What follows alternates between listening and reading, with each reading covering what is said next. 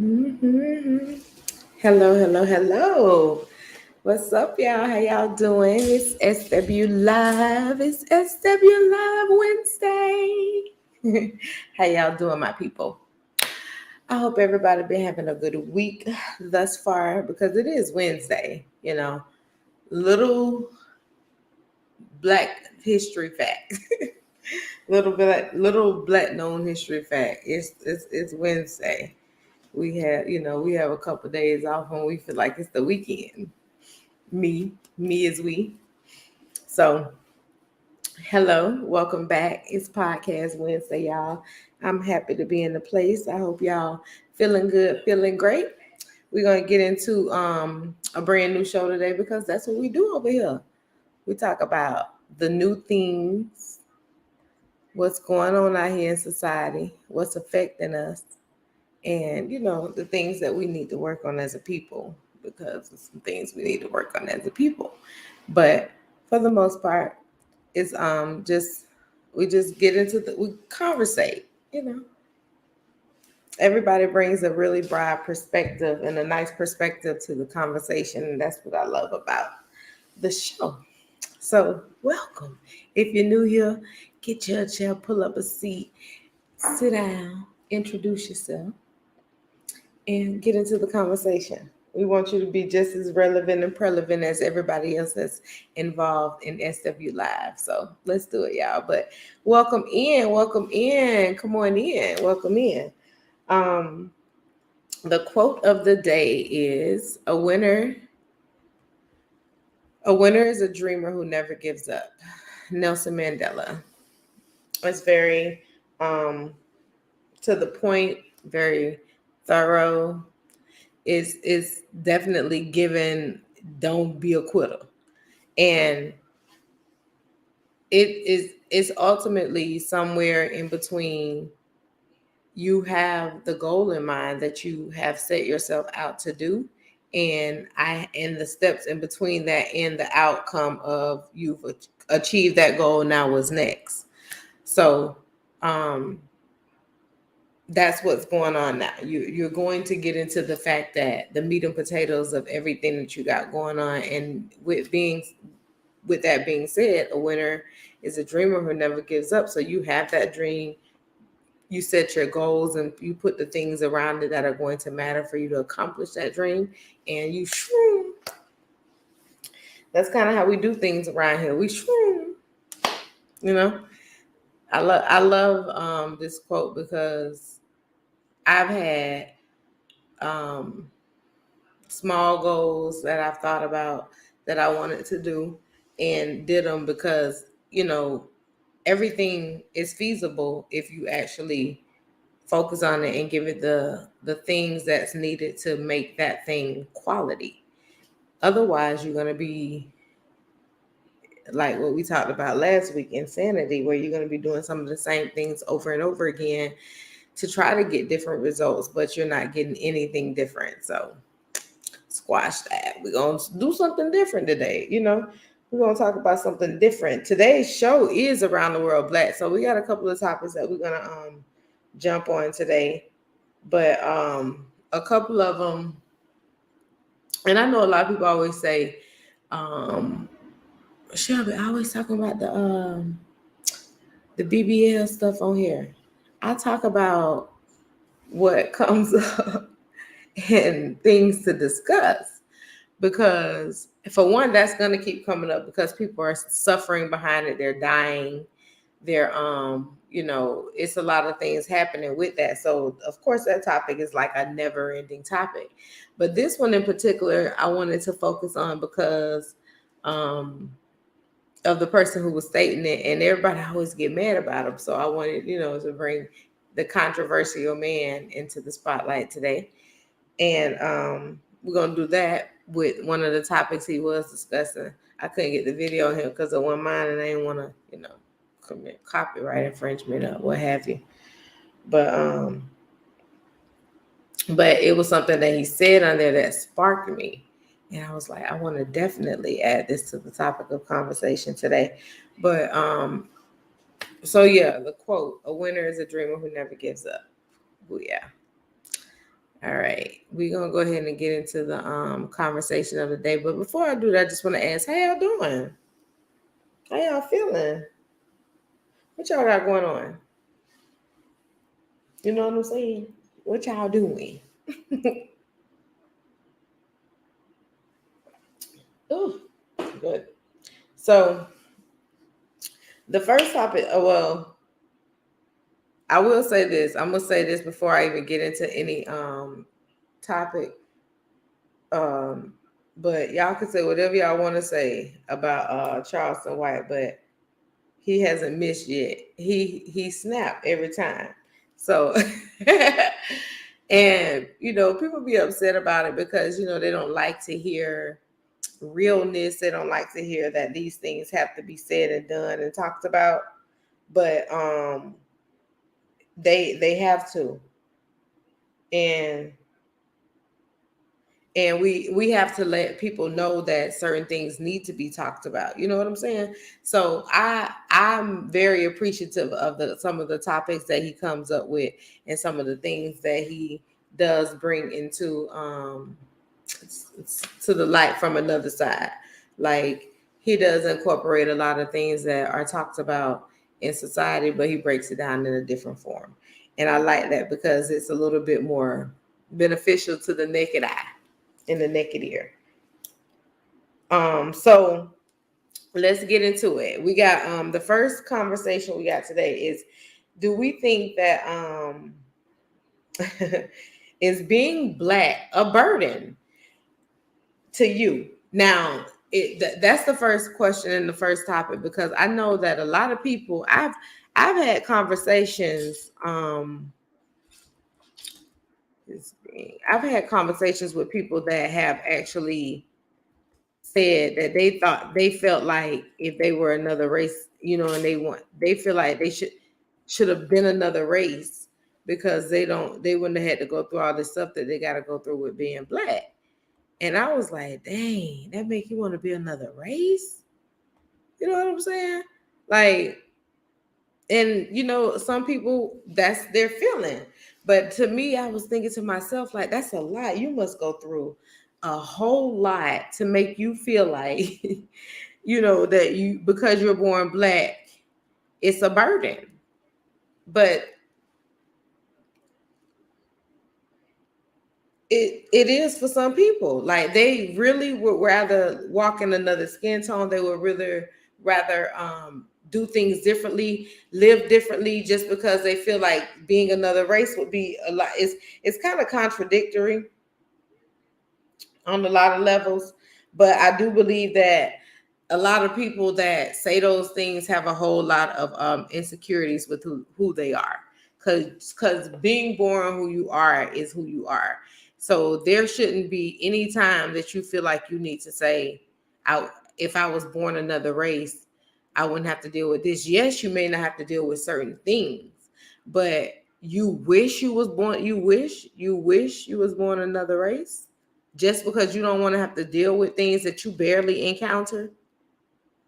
You hear it from other people, you hear it from news sources, you may hear it from other things, but you're not hearing it. You don't have a direct you haven't had any direct dealings with those situations. You know what I'm saying? And these people are claiming things just because they have seen other people do it and have other people have to go through it. So yeah, we're not gonna sit up and just say that, accept that as the reason.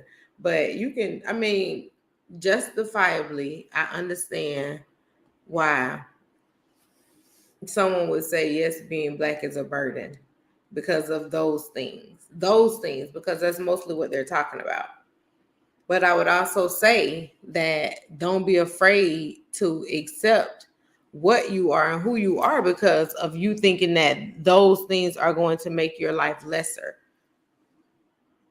Like, you got to use it use it in a way that you can manifest things and do things differently off of. Use it in a way, use your Blackness in a way to make you be somebody worth being somebody Black. And that's what people, and that's the only thing that I think that I despise off of it, is that as a Black person, everybody always feel like, you got to do something great. You got to be the best at this. Because you got to show people, you know what I'm saying? That being Black is worth it. But a person that's born Black, a person that's born whoever they are, whatever color they are, they're supposed to be proud of who they are. That's why I am so proud of being Black, because that's what I was born as. That's a part of who I am. That shows who I am before I even speak. When I walk into a room, they see Blackness first. So you're not gonna get the same. You're not gonna get the same response in every room, especially if people like you are not in those rooms. So just be aware. It's nothing to be like super leery about. It's nothing to sit up and like be afraid to go out and do the things that you're supposed to do. You just have to be careful when you're doing what you're supposed to do. That's with anything. So in my opinion, no, being Black is not a burden. But like I said, I can understand why some people would feel that way, because they're having to, it's certain people that are actually being attacked regularly for the color of their skin. And other people are just people who fear it. They've never experienced it, never been in a situation where it would even happen to them. So let's remember that at the same time. So being Black to me is definitely not a burden. So as we go around the world Black this week, I want to throw out the fact that I brought up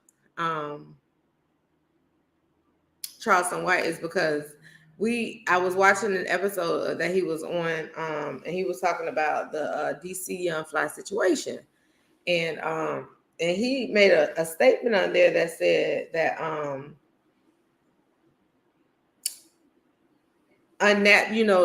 unnatural women are now starting to unnatural, and now our women are look like the drag queens because of all the surgeries.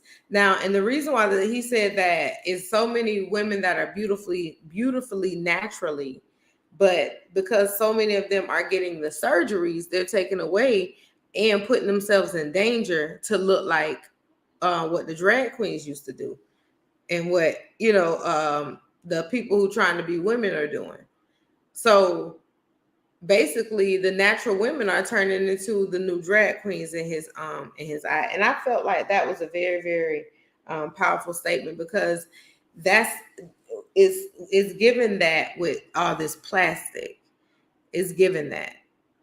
It's given like you're trying to change exactly who you are because you want to look like something that you think that a man is going to be even more attracted to versus your very already face.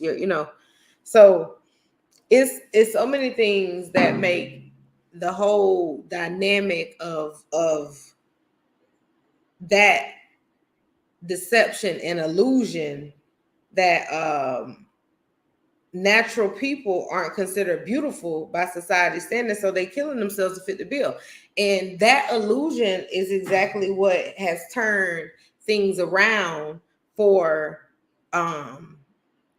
a lot of women who were considering getting the surgeries, because they were starting to see the rise in deaths, and the fact that I can, my natural body is just fine. Maybe if I just go to the gym, get a little exercise and do those things will be different. And that sometimes you just got to take the initiative to take care of your body on another level.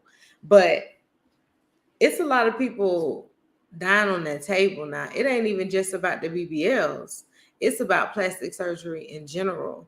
There are always going to be side effects to things. You can't just think that, oh, just because it didn't happen to my friend, it won't happen to me. You know what I'm saying? And think that that's just okay.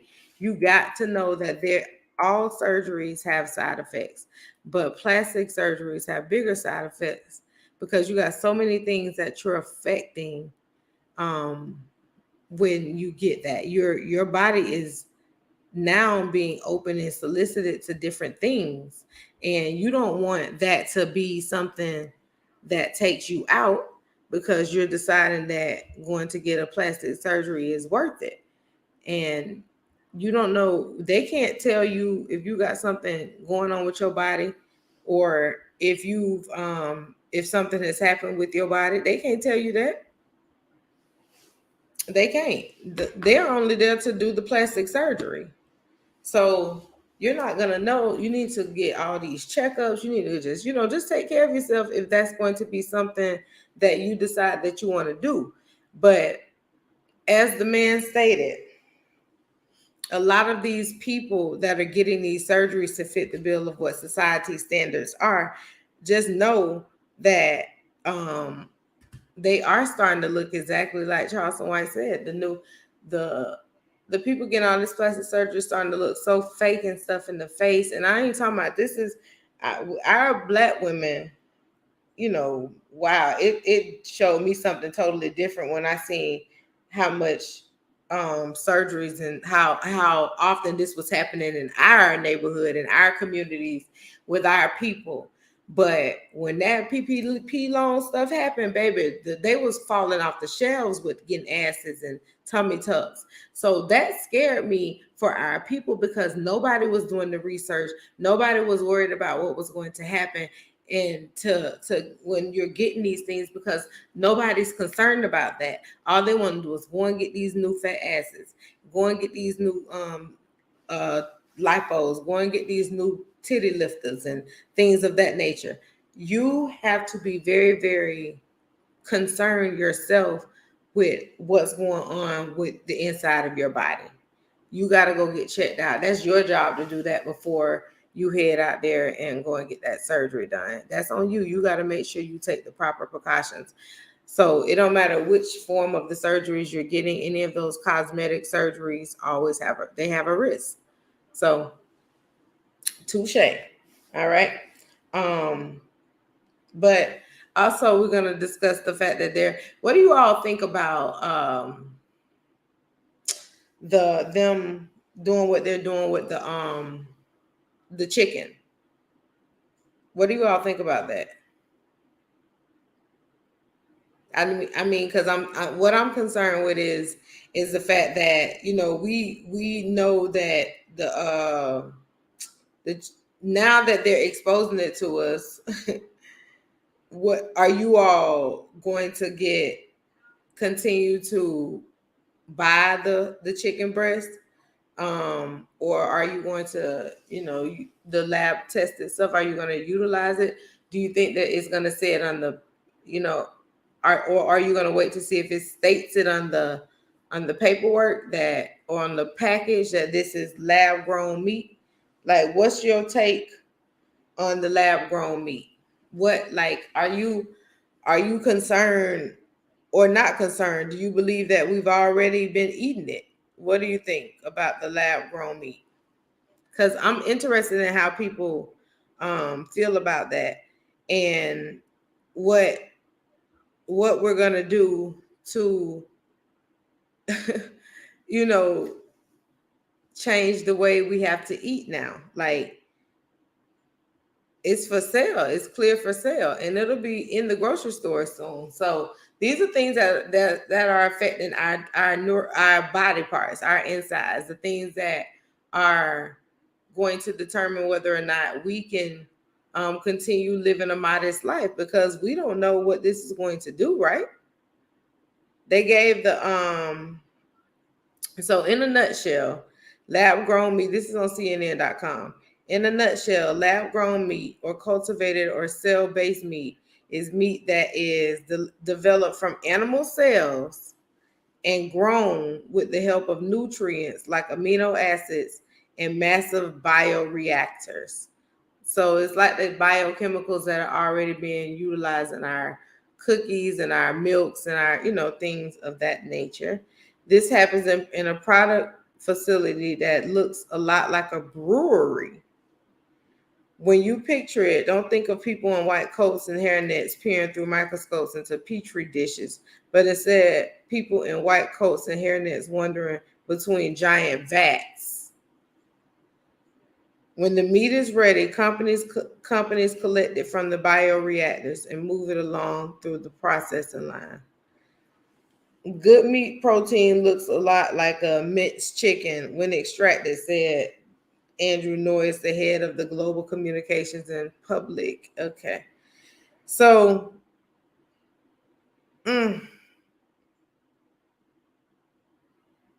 they said it's a good thing because they're doing this so people don't have to slaughter meat.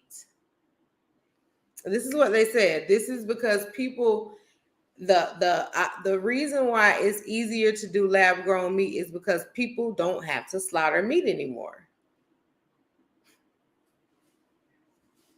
That's what they said. That's what they said. That's interesting. What's up, Twan? How you doing? That's very interesting that they would say that because it's we that is why so what's it's hard to even respond to something like that and think that you can get a person to understand that meat is exactly what it is. It's so what you're saying is you want, instead of having people have chicken, you'd rather just have the chicken running around and just be free range, just running chicken. Just we'll be now we overhaul with chicken, and you can't slaughter, you can't eat the chicken no more. Or is it gonna go completely to lab-based meats from now on because we decided that it's okay to bring lab made chicken into the country? I don't see how this is going to be good and healthy. That's my concern. I don't see how it's going to be healthy.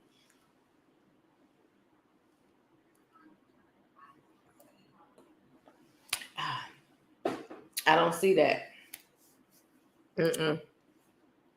No, because it's literally we're taking.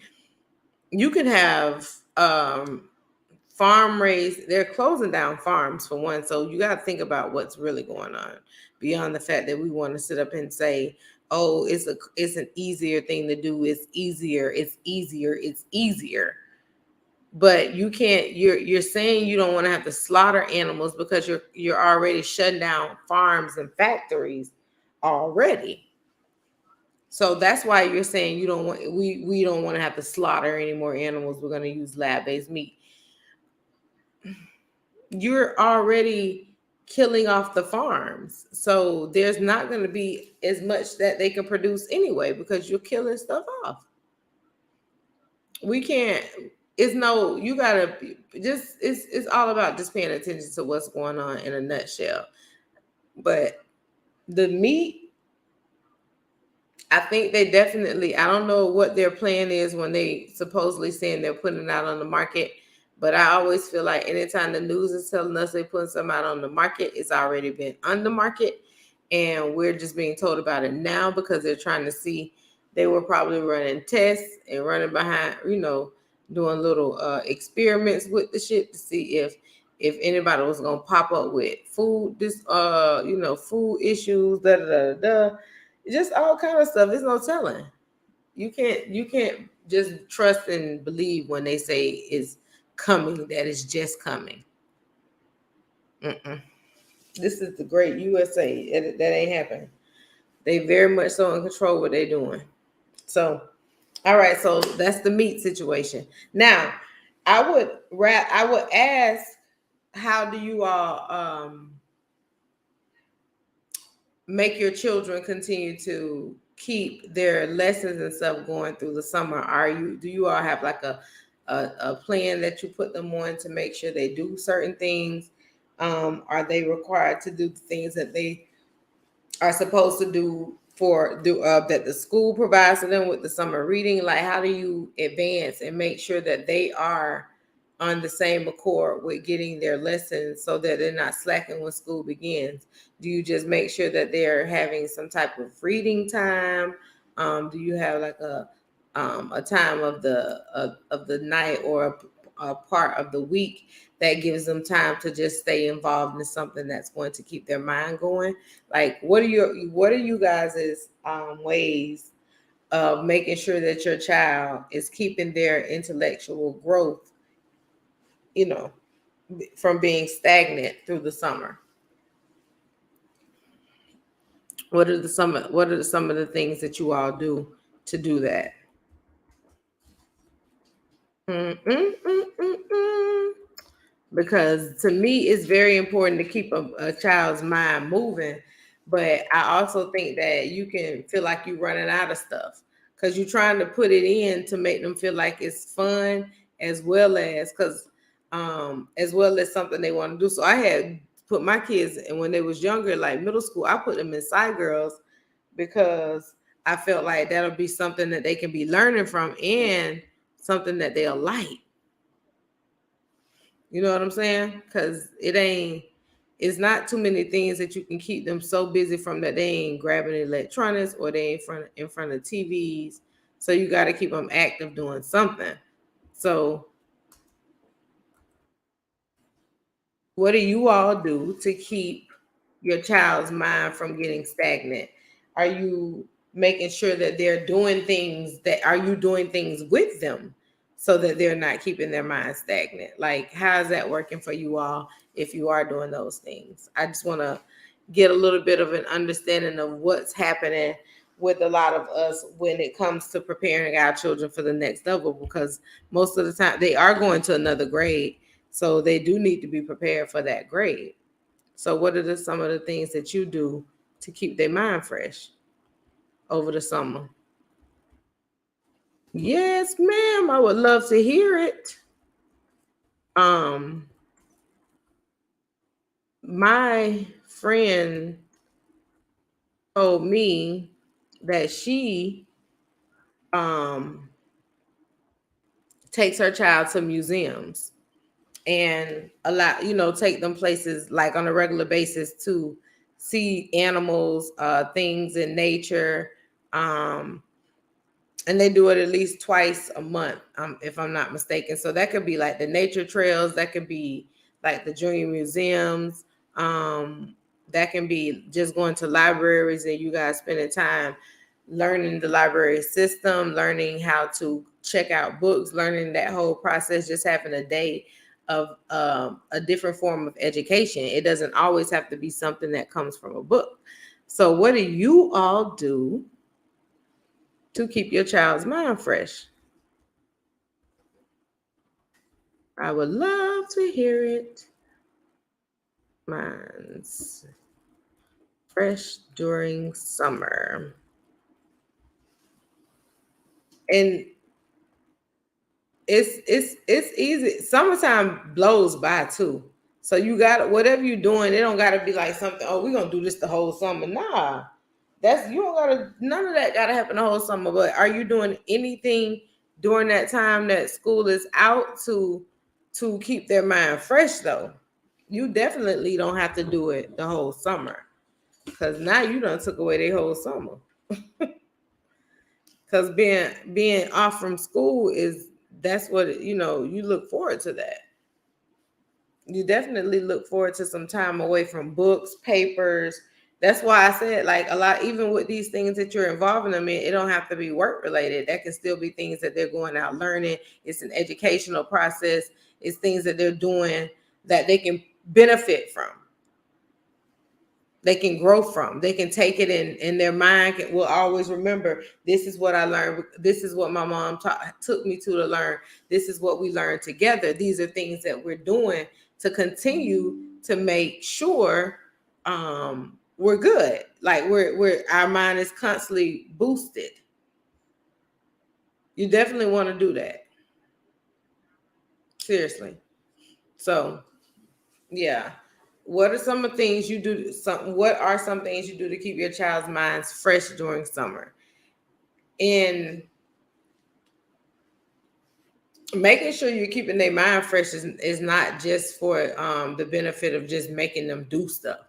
It's definitely not. It's not to just keep their mind busy. It's to make sure that it's something that they need to retain. So don't just be throwing stuff at them just to do stuff. Make sure it's retainable information. It's stuff that they need. I've said before on here on the Freedom Train Network, we have a On the Shoulders of Giants. It's a history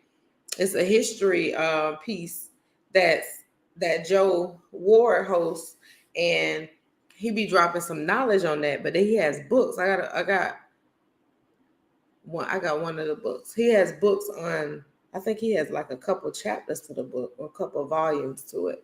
But I'm talking about dope information that is out there and receivable for young people. All you got to do is put it in their hands and let them know that this is available to them. That's all they need to know sometimes, because hearing about Black people that made a way and did things is very, very enlightening information for some of us. It definitely opens our mind to other things, and it makes us want to either go into the way of making things better as a revolutionary, or just capitalizing on what we can do while we're already working the system. It's things that you can do. That's why you got to let these kids know their history and what has come before them, because they're taking it out of schools. They're taking away from everybody. So make sure that you're doing things that your children can keep their mind fresh on. That's all that is making sure that you can say, my kids are doing stuff and I'm keeping their mind fresh. I'm making sure that they have something going on, because they're going to need it. They're truly going to need it. You cannot think that your child is not going to need these beneficial things. They're going to need it. So at least provide it to them. You know what I'm saying? All right. The next question is, who is the most easily tolerated Black person in a white space? That's my question. Who's the easiest tolerated Black person in a white space?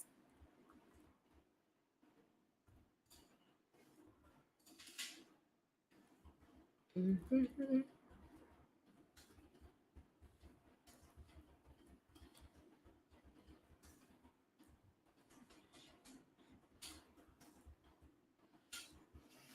Who do y'all think that would be? Because if you look at that, it's the if you look at that, the question is very I know people be like, dang, here she go with that BS. I want to know though. I want to know, who do you all think the most easiest tolerated person in a white space is? Because it matters, because it's a lot of people that have these positions, and they do exactly what the reason why they do exactly what the reason is that these people are easily tolerated. So as I was researching about this particular item, who's the most easily tolerated Black person in a white space, and I saw the answer and I was like, and I checked another one and it checked another resource and it was I said, okay. So it's a couple of places that are saying that this is true. And the most easily tolerated Black person in a white space is either going to be the janitor or the service person. And why do you think that they would be one of the most easily tolerated people in a white space? I'm gonna give you a clue. Yes, ma'am. No, ma'am. Yes, sir. No, sir. It's a constant with that. So the white people, the the clear skinned people are going to feel more, they feel okay with being having to yes ma'am and no ma'am them, because these are the people who work in these buildings. They can report us and we can lose our contract, blah blah blah blah blah. So, or the fact that they're that's just how they are raised to be, where they yes ma'am and no ma'am, and people who are in the building who they cleaning after, or that they standing there holding the door for constantly all day long. It's tolerable at a job to do your job, but it's definitely not tolerable to overdo your job, to be giving somebody so much because of your position. And that's why they're saying that they're doing that, because of their position. That's one of the most easiest tolerated positions as a Black person, is a janitor or a service person.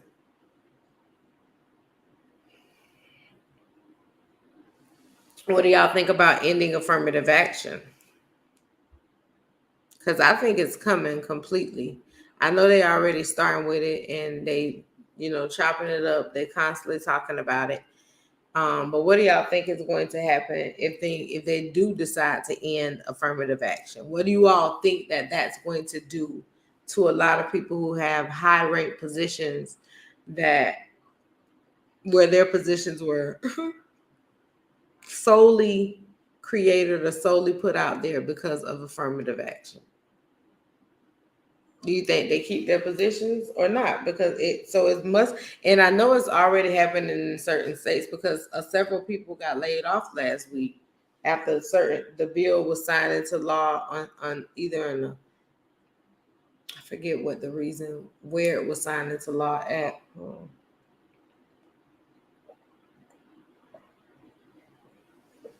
I don't know if they did this one at the Supreme Court yet. I don't know if it has made it all the way there yet. I need to check into that. But I know some people have already been laid off because affirmative action positions or affirmative action roles got them their job. So do you all think, with them saying that they need to end affirmative action, that that's a good or bad thing? Like, how do you feel about your position at work? Do you feel like if it wasn't for affirmative action, you wouldn't be working? How do you feel about that? Because it's a lot of positions that people would not do for that. I mean, people would not have if that law wasn't in place. But we could tell that a lot of those things was about to get ready to change because of how certain issues was happening in Florida. People are losing control of the classroom syllabus. They can only do what they're told to do as instructors and everything. So, people are losing bases over a lot of different things. And I just want to be sure that everybody understands that you got to be in control over your spaces and don't be feeling like you're being tolerated. It's so many positions and places of authority that have made us feel like we were just being tolerated. So I do believe that it's going to affect certain things in society. But as a whole, people know what they're dealing with when they're dealing with any race. They know what type of work ethics they're going to get. They can look at resumes and work experience to see that, and they see degrees and all of those things. So, people, I do think that you may get the opportunity to get certain positions based on who you really are, and it may not help a lot of places, but it may also help in a lot of places. So we're going to see how this works, because it's already happening. This living in Florida is starting to feel like a chess game. Who's gonna have the best move? What's the next move? It's been going on crazy. Okay. So the next thing, what do you all think about them taxing the who is it they were talking about taxing now? The strippers. I know they were already taxing them, but now it's going to be like a double variant tax. Yeah, I'll be extra nice to see your strippers now. Do that. Don't be wrong. Be extra nice to them. I just want to make sure that y'all know it's the cover. It's a lot of things going on out here that's happening. Like, but every time you blink, something new is being signed. You got to pay attention, especially as Black people. So when I say we're going around the world Black, we're going to be jumping from different topics, but there are things that are going to be affecting us. It's things that are affecting how we live on a regular basis. It's things that are affecting how we move on a regular basis. This concealed weapons law, it may not be. It's not. Who is that supposed to be beneficial for?